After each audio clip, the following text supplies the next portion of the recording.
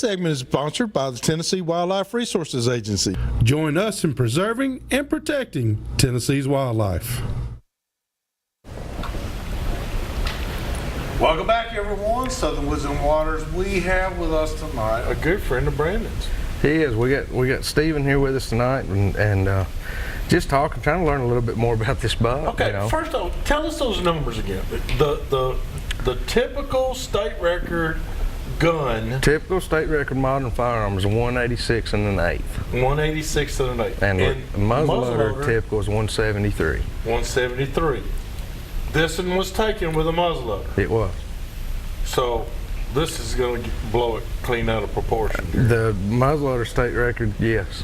Yeah, that's going to be awesome. And I believe it's going to be above the gun typical state record. Oh, I don't doubt it. You know, it would have to do a lot of drying, you know. Yeah, he'll have to do a whole lot of drying. But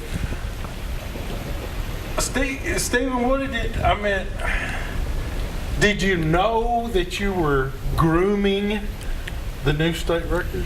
Well, when I finally started getting the better pictures of him when he's fully developed, about the end of July, 1st of August, I knew he was something special.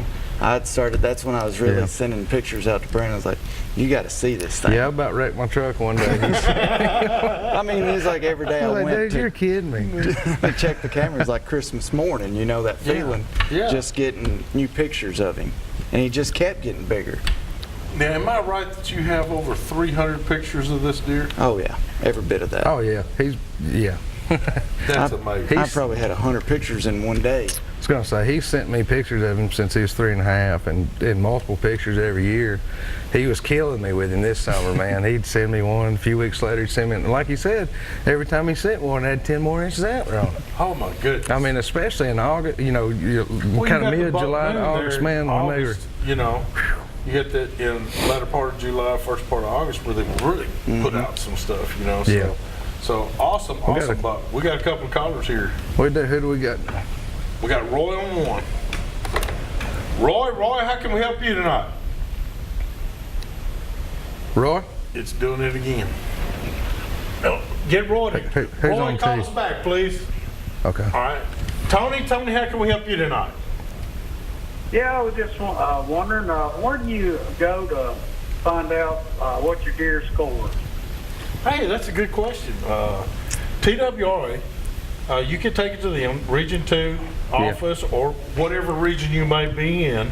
They have official scores there. You can, and there's also a list you can look up where they have the official Boone and Crockett scores, and there's different ones that are registered in the state of Tennessee. And if you'll get on and look at that registry, it'll tell you where they're located, and you can contact those guys, and they're always, you know, they're pretty happy to get to come out and score. And there's a few scores here in Tennessee. There are.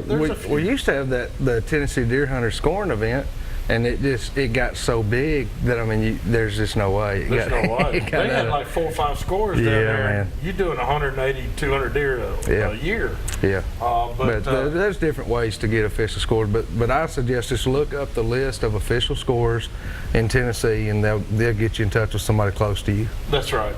And we hope that helps you out. Well, I appreciate it. Thank you, You're Tony. welcome. Have a good night. Appreciate it. And we got... Are we back on the one?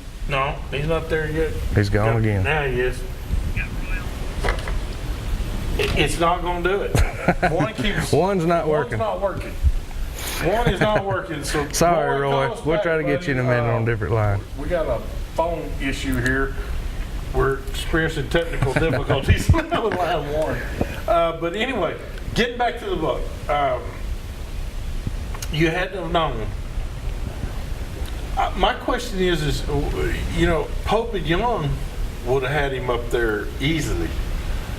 Were you trying to take him with a bow? Did you think about taking him with a bow? Well, oh yeah. I mean, I wanted to take him from the day season opened, but it just, where I got him at, I wasn't going to hunt that stand till the wind was right, because it was right on his bedding area. So I kind of stayed back towards the food plots and stuff. And every time I checked the camera, 15 minutes after dark, every afternoon. And I just kept saying to myself, be patient, wait till you get the right wind, because you don't want to mess up that buck. You know, a buck like that, you don't give it one chance. Wins you, yeah, he's done. he's done. Yeah, that's it. They don't get like that by being stupid, for sure. Finally got that win that afternoon, and it just came together. All right, we got to ask Roy now. Roy, how can we help you tonight? I have a question about gun odors. You had a wonderful story here a few weeks ago about masking various odors. Yeah. And I've got some gun lubricants, oils, what have you, that are pretty rank, and I just wonder how this would affect your hunting out in the field. It could definitely put scent downwind. There is I don't know the company name for sure, so I'm not going to say the name, but there is a company out there that produces a scent-free gun lubricant. Yes. Can I mention something here without being advertising? Yeah, sure. Sure. Okay, Lucas Gun Oil. That's it. It is odorless. Yes. That may be the one that I heard. Use. Yeah. But you're spot on with that. I mean, people do. They wash their clothes. They change at the stand. They carry their rubber boots. They do all that, and they don't think about all that oil that's on their gun. It's strong. And it's strong. It is. And if you're hunting something like this right here, he knows what's in his bag. He smells that Remington oil. He smells that Remington oil. He's out of here. Yeah, but that's a very good point. And a lot of people look past some things like there's other things like that take it for too. granted. Yeah, you just don't think about it. You don't think about it. You take care of everything else, and you grab that gun out of the safe, and you go to the woods. And a lot of people, it never crosses their mind. Well, I tell you what, we appreciate you there, Roy. I thank you very much. Thank you. Have sir. a good night. But he's right though. You look at all the time, Steven, that you put into this buck here. Now, we're not just talking about this season. You chased him for 3 or 4 years. So there's all that time in the woods and scouting and preparation for food plots and minerals and trail cameras. What do you think this book's worth? If you're making $25 an hour or $20 an hour, you probably got $10,000, $11,000 involved in this book. And I'm not trying to scare your wife out completely out of the whole. Yeah, you'll get him in trouble now. She's like, "Where's that money at?" Yeah. I never saw that. Christmas better be big this year. That's right. Well, she's thinking diamonds over there because you've probably got that much invested. Oh, every bit of it. And while I'm telling you, I know the acreage you're hunting is how much? I mean, just give us a round figure. Of A little over 1,500. Well, see, now that, to me, that's what makes the difference because you're able to keep a buck on 1,500 acres. And believe it or not, I mean, I know he won't mind me saying it, but there was someone else that had seen him. I mean, even with 1,500 acres, I mean, that deer, Well, I mean, you still have to worry about them getting out of there. A deer, you study deer too, just like I have, but they have a home range of about 7 square miles. Mm-hmm. They do. That they'll travel. Mm-hmm. And the older they get, that typically seems to get smaller. Yeah. But man, the right hot doe on the right day, you never know.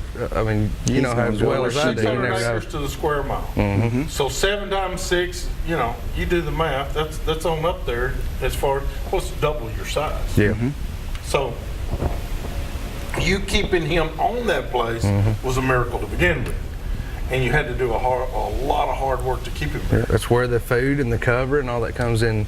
If he's got that food and cover, and like Steven mentioned, when they're close to one another, the least amount he has to travel to fill his belly from where he's laying is the happier he's going to be. He gets like us. We like to sit on the front porch, get fat and sassy too. So and slide that's right what back in he's it, trying to think of. That's right. All right, we got another caller here. Kent, how can we help you tonight?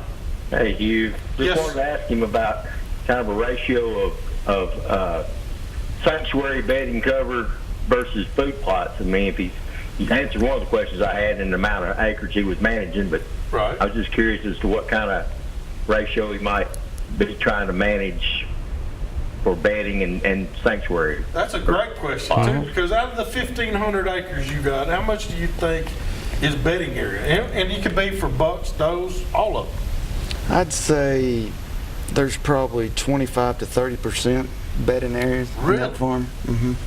That I don't even ever step into. So you just make it to where I'm not going in there. That's right. The only way I'd go in that area is if I had to track one. That's it. I don't go in it to scout. I stay away from it. That's a good idea. It's hard to do, but you know, you keep getting tempted to want to get in there a little deeper. I mean, you go days without seeing anything or shooting anything, you get tempted, like, I know they're in there. I know he's in there, man. I know he's in Well, there. you're sitting there thinking, I never go in there, so that'd be a great place to go, but I stay out of it. That's like, you know, when Randall's on, me and him talk all the time about, number one, about killing them is knowing when. Just like Steven said, if you don't waste those bad days, don't get in there and bump him on those bad, you know, as bad as you want to hunt, if it's not right, leave them alone. Leave them alone. And you know, like we discussed with Randall too, sticking to those food plots, staying out away from everything until the time is right. Because one time, you know, like Steven mentioned, if he'd have went in there just one time, I mean, he might have seen him. You never know what could have happened. He might have killed him, but if he didn't, then But it the could. odds were more in the buck's favor than they were That's yours. right. Whereas when that wind's right and those does are coming into heat, Then you change the odds. the odds shift. The odds shift. That's what you do. All right, let me ask you one other question. He wanted to know what was the ratio of food plots to your place. Well, the way this farm sets up, it's a lot of hillsides and ridges and stuff, so that kind of cuts down a little bit. But on an area that big, in an ideal world, I would want at least 10 to 15%, you know, 1,500 acres. Okay.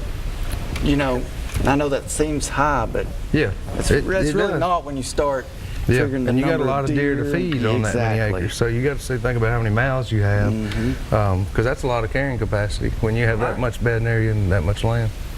Let's give a tip of the week right quick. All right. Well, we got to do our tip of the week.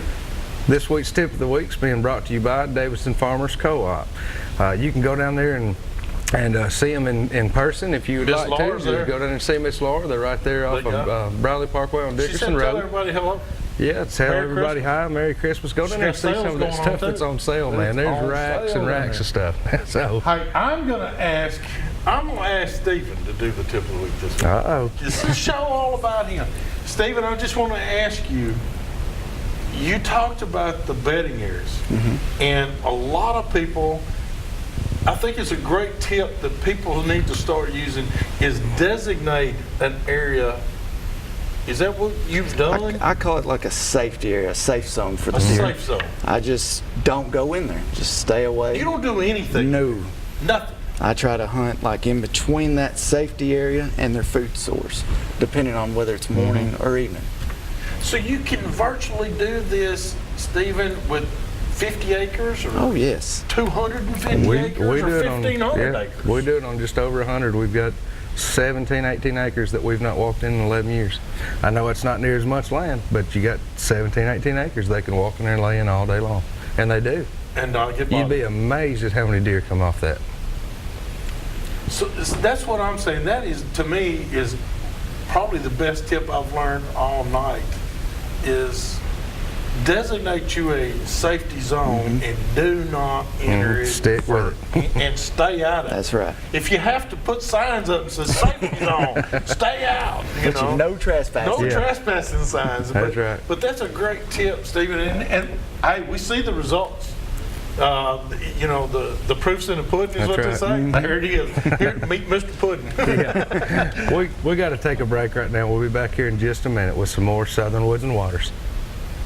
Start your tournament season off by fishing Team Nashville's Frostbite Big Bass Open, February 24th at Faith Times Marina.